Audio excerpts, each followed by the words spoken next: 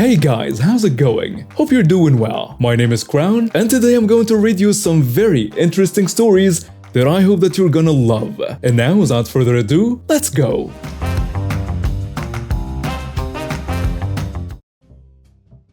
So this happened a few months ago last summer. A little backstory here. Me, 21 years old, at the time unemployed, but is shipping out to Navy boot camp in a couple of days. My sister, let's call her entitled sister, 19 years old, worked at Taco Bell, sophomore college student. Me and my sister shared a car at the time, so for the most part, I pick her up from work if she's not using the car. At the time, I had errands to do like finishing up stuff to get shipped off to boot camp, freezing my gym membership, getting my last paycheck at work, and so on. Basically, I had a lot to do that day, and I was supposed to pick up my sister at around 4 p.m. At around 3:30 p.m. I had just finished freezing my account at my gym, so they don't charge me while I'm at boot. And so I began to drive over to her workplace. Usually the drive from my gym to her work takes about 15 minutes to get there. However, I forgot to factor in the afternoon traffic jam that occurred around that time. It took almost 45 minutes to get to her because I was stupid and took the freeway, because I thought it would be faster. But boy, was I wrong. It was already 3:55-ish and I shot my sister a text saying I was going to be a little late to pick her up. And not even 10 seconds passed and she called me. "Where are you? I have stuff to do." "I'm on X street name here. I'm about 10 to 15 minutes away." "What the heck? I told you to be here at 4. "I know, I'm sorry. Traffic is really bad right now." "Don't you know I have stuff to do?" "Yeah, I know, I'm almost there." Before she could say anything, I hung up. For the rest of the ride to Taco Bell, she kept blowing up my phone, and I just kept ignoring her because I didn't want to be yelled at. Now I arrive at Taco Bell at around 4:12-ish, and my sister gets in the car furious. "I told you to be here at 4. Now I don't have the time to do the stuff I needed for my vacation." "What do you need to do?" "I need to get my hair done and my nails done and buy a swimsuit for my vacation." "So? The nail place doesn't close till 9, and the place you go to get your hair done doesn't close till 8, and you don't leave for a couple of days anyway." "No, I have to do it today." "You are so irresponsible. You can't do anything right. You're a screw-up. You just keep doing everything wrong." Mind you, I was in a crappy physically abusive relationship that I recently got out of, and I joined the Navy to better my life. My sister basically keeps screaming at me during the drive, and all I could do is apologize. Eventually, my patience ran thin, and I stopped the car a mile away from home and placed it on park. "I'm sorry, but I picked you up. And I'm sorry I was 10 minutes late, but you need to stop screaming or else I'm going to have to make you walk." At this point, my sister throws a tantrum and starts hitting me. "Start the car! Get out, I have stuff to do! Stop being so selfish and start the car! Get out! This isn't your car!" Mind you, this was our parents' car that they let us use as a privilege. She kept on hitting me and I didn't hit her back because I knew it could get worse. All I did was cover my face and hope she stopped soon. Luckily, some guy saw us and came up to the car. Turns out, he was an off-duty police. He knocked at my window and I rolled my windows down. And immediately my sister stops. "What's going on here?" "She was late picking me up from work." The police officer just kind of looks at her funny because he wasn't sure if she was serious or just messing with him. You do know that hitting someone is assault, and someone that is late to pick you up from work doesn't mean you should hit them. Now we've already attracted some attention and some people have already filed out of their cars besides us to see the commotion. At this point, the off-duty police officer points to someone and tells him to call 911. At this point, my sister is hysterical. She starts crying and screaming as the police officer asks me if I'm okay. "Don't call the police, I can't get into nursing school. My life will be ruined." "Well, you should have thought about it before you assaulted your sister." "Please don't." Then she looks at me. "This is all your fault, you stupid witch." Then she starts hitting me again. Now the police officer opens her side of the car door and pulls her out of the car. Police finally arrived in. I explained to them the situation.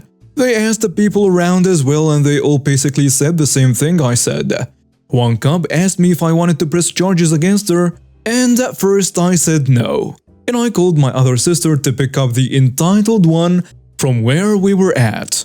You'd think she'd keep quiet and be grateful, but she kept berating me even more even after I saved her from being charged. The police officer asked me if I'm sure I don't want to press charges, so then I gave it another thought and decided to go through with it. To hell with her and her nursing college. She did this to herself. So I had this friend, and she wanted to borrow my car for a few days. I trusted her, so I said yes, but that it would cost her $30 a day she had it, and that she'd have to return it with a full tank since she'd be leaving with one. And here is what transpired. I tell her, sure, you can borrow it for the weekend, but I'll need $30 for each day it's gone. And I need it back with a full tank. Why are you charging me? I'm your friend. Well, first off, it's my car and I work this weekend, so I'll have to ride my bike there. And second, you're leaving with a full tank, so I expect it that way when it's returned. I don't work far, it's only a mile or two up the road. I can't believe you're being such a jerk after everything I've done for you. The only thing she's ever done for me was give me a ride home from school a year ago when my old junker broke down. Anyways, she left. And not even an hour later she returned with the police. Sir, I need you to step outside for a minute. Sure. Why, is there a problem? The police officer then explains to me that the entitled witch reported it stolen and that he needed to see my license and the vehicle's registration to verify that I was the owner. Of course, everything came back saying that it was my car, and the entitled witch ended up getting fined $750 for misuse of the 911 system. Alright, so I was bullied heavily in school. The bullying started typical and manageable, being called names and having my stuff knocked out of my hands. The only thing that really got under my skin was when they would call me a Satanist. But even then, I'd just brush it off since I'm neither of those things, and I'd even correct them on what Satanism was. This might have made it worse for a bit, but I had fun doing it. Well, one day I guess I must have done something these kids really didn't like because they managed to talk their older siblings into following me home to beat me up. Some of their siblings were seniors or even graduates. 3 of them were legally adults. This is especially important. As a kid, I had no sense of danger, and just took them following me as them going the same way. But I was still moving pretty fast because we just got a Wii and I wanted to play Mario. Well, I managed to get to my yard, but not much further than that when my backpack got grabbed and was pushed to the ground. These teens were now beating me, and they weren't pulling any punches either. Well, I guess my mom heard the noise and came outside. They ran off after that. My mom picked me up and had to take me to the emergency room. I had 2 fractures in my nose and a broken arm. This meant I couldn't play the Wii until it healed, and the police were called while I was there. Remember how I said I reached my yard? Well, we had cameras that caught most of the assault and caught almost all of the teens' faces. The ones who were 16 and under mostly got a slap on the wrist, and that was that. There was about 7 of them, I think. Not all were hitting me, some were recording, but the ones who were 18 got arrested and faced some heavy prison time.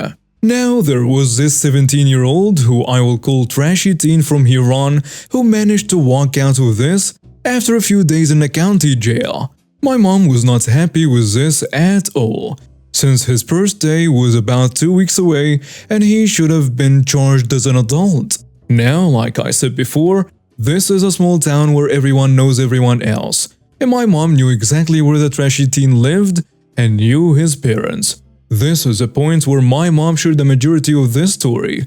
I would like to point out that his parents weren't nice people at all, and my mom definitely had more than one reason to despise these people, such as when they stole our Pomeranian from our yard, tied him to a street light and hit him with a stick until he died.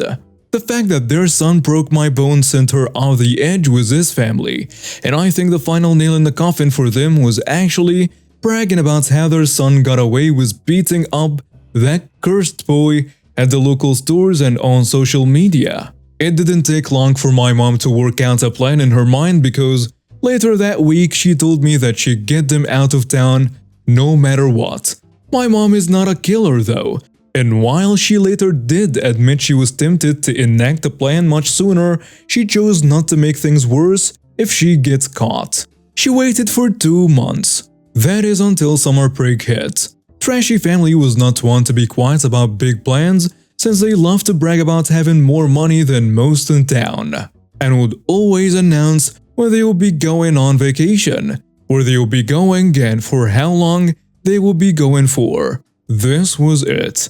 Mom's golden opportunity. She made sure everything was set, checked around Trashy family's neighbors' houses for any cameras, made sure that she had a place she wouldn't be seen. And on the last day of Trashy family's vacation, as I said, they would even announce how long they will be gone. She went down at night and set their house on fire. This small town didn't have its own fire station. The nearest one was 45 minutes away. By the time a fire truck got there, the damage had been done. Most of their houses were completely destroyed, just like clockwork. That next morning they arrived to see the destruction. You could hear the screaming 3 blocks away. My mom just sat in her chair, drinking coffee and watching the Golden Girls. The reason I chose to write this now is because my mother passed away in 2017. This was when she chose to tell me the whole story.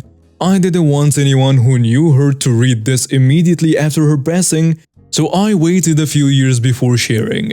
Oh, and thankfully, those trashy people ended up leaving the town after this incident.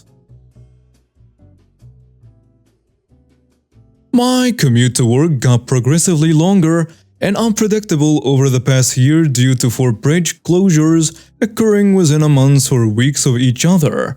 No date has been given for their reopening. So for the time being, short of heading off for work an hour or 2 ahead of time, you risk arriving a minute to 5 minutes late once or twice a week. Everyone has been impacted by the traffic in one way or another, which I mention because there was no way someone could feign ignorance. One coworker though didn't care about legitimate reasons for my being slightly late for work every now and then, and complained so adamantly behind my back about it that my immediate supervisor reluctantly wrote me up. I knew it had to be that one coworker because they would get noticeably irritated whenever traffic conditions were brought up. They would leave the room, loudly interrupt with unimportant questions or comments, or roll their eyes. They are also known for complaining about every little thing.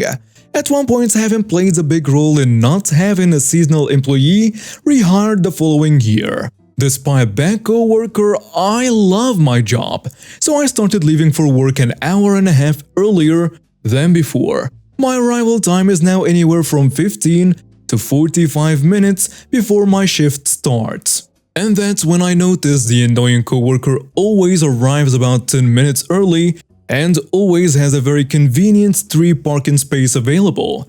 I used to park on a different side of our building because traffic got bad, and had never noticed that they had unofficially claimed that public parking spot as theirs. Most of the time, I'm at work early enough to get my pick of any spot in our always crowded employee parking lot, but no parking spot other than theirs makes up for my having to wake up at 5:30 in the morning. That coworker can complain about mine being late now. They know better than anyone that I'm at work way before I have to. I've mentioned my arrival time to other co-workers with them in earshot, so they know I'm parking there out of spite. I've always gone as far as parking right in the middle of a space large enough to accommodate their car and mine. I have no idea if they have complained to our supervisor about it or not, but I really want him to have been stupid enough to complain about my taking their public parking spot away. I worked at a KFC for about 6 months as my first job, and this happened towards the end of my stay. One of our managers, who I will dump Jay, is pretty strict with us in order to keep up with time and company policy. But we didn't mind as he usually worked online with us, rather than sit in the office all day, and he does not have patience for rude people. And on one typical military bay day Friday, in towns next to military bases, all soldiers come in for some payday. We were slammed, and he was working at the register when a lady ordered one of our 12-piece pockets, biscuits and all. Now, usually you can save some money by ordering them as a meal and giving you drinks as well. So as usual, he asks what drink she wants, intending to make it a meal automatically, and she declines the drinks. He tries to explain, "Ma'am, if we make it a meal you will." And she cuts him off with, "I don't care, I don't need drinks." As I said before, he hates rude people. So he immediately shuts up, smiles at me and says, "OP, can I get a 12-piece family to fill up? And don't worry about the drinks." Before turning to her and finishing the order, which took a moment as we couldn't simply press the combo button anymore. Rather, we had to ring up all the items themselves. He then had to ring up every single item individually, which racks up the price given the amount of items. And he then finishes the order, which was well above what the normal price would be. It initially went off without a hitch, but unfortunately for us at the time, retelling a funny story later wasn't really a thought at the time. Rather, we just wanted to keep the line moving. The family behind her ordered another 12-piece family fill-up, and they ordered the combo. As Jay was finishing up the second family order, the first one stepped aside to check the bags for everything. Then they heard the price. Jay rang the second family for almost half the price of theirs, and she storms over. "How come theirs is so cheap? We ordered the same thing," she asks. To which Jay replies, wearing the standard issue customer service smile, You said you didn't want no combo, ma'am. So I rang them up individually, ma'am. So you paid for them not as a combo, but as the order you insisted on me making, ma'am." She then asks for the manager, claiming we were scamming her. To which Jay responds by walking behind the wall and coming back 2 seconds later wearing his manager vest. And Jay says, "Hello, I heard we had a problem and I came to see what I can help with." And she grabs her food and leaves. And now we have reached the end of today's stories. Thank you for watching and see you next time.